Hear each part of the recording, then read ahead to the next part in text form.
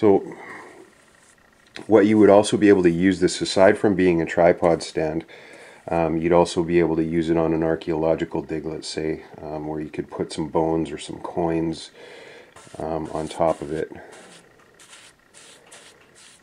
And this is John Deere green, which is a universal standard color, so if you're working with another university or another film school, you know what color paint you can get. It's an easy color to match, as John Deere green is probably the most universal green in North America.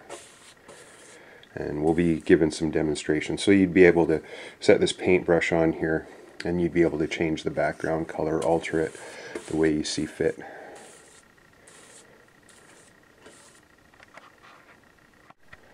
So here we have our green paint, and again we see these on news and weather channels, and they're often used for animation and 3D special effects. So you can use blue or green. In this case we're going to use green. Very often over here I have a full-size tripod setup mount with a blue screen, and we use this blue screen so that we can erase the background as well.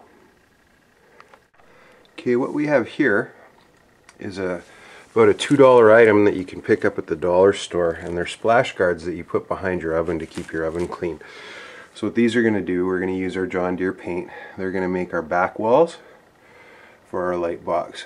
One of the greatest lessons you're ever going to be able to learn being an indie filmmaker is what you can build on the cheap from the hardware store, because you're not always going to be next to a custom designed photo lab, and I mean everything is marked up so high when you buy stuff from a photography shop or a custom film shop.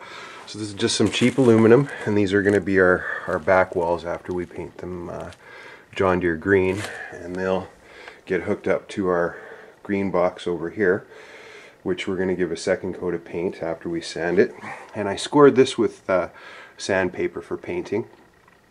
And oftentimes when you're doing a project, a film project, and you're bidding on a project, showing off the tools that you have will often get you the job, because some people are tool based, and they're going to see that you've taken some time and made an investment into your equipment. So the better the quality of the equipment that you have, and the more innovative the equipment, you know, the more work you're going to get just custom designing little pet projects like what I'm doing here.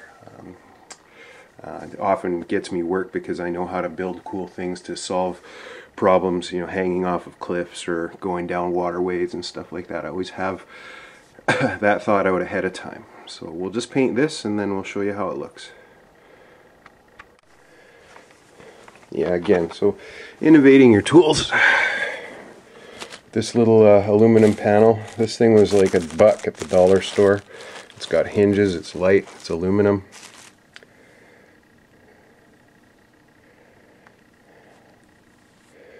So every film school is going to have its competitive edge, but again, I always try to emphasize people that I'm teaching to, you know, have affordable, innovative tools. Just recently, a young lady that I've been sort of working with went out and bought a Canon Vixia with her mom, and it was a $500 camera, and she went to Mexico and she ended up getting sand in the lens. And one of the first things I said is, sometimes it's better to buy a cheaper camera and buy 2 of them. That way you've always got a backup, so that and you've also got multi-angles if both your cameras are working. But sometimes it's better to go with a cheaper product, you know, while you get your feet underneath you and build your good tools. Make sure that your technical tools, such as a green screen like this, because if you have good green screens and good lighting, you don't have to have the high quality output of a better camera. You can always rent an expensive camera. So in my online open source community film school, one of the projects I would have everybody do is to come up with 3 film technologies that you build from a hardware store for under $50. And this would be one of them, and that's building a green screen with your can of John Deere paint. I'll just get this ready, and then once they dry, we'll show you how they both look together and how they work.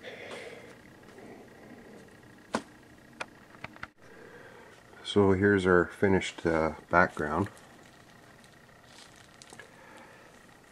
and this is covering a green box and blue box background. My blue background here on a tripod. This is a paper background. They cost about $40, and they're really fantastic. So one of the most valuable lessons you're ever going to learn is going to be about blue screen backgrounds, and then the next step is going to be how to build affordable lighting. So we'll talk about that next.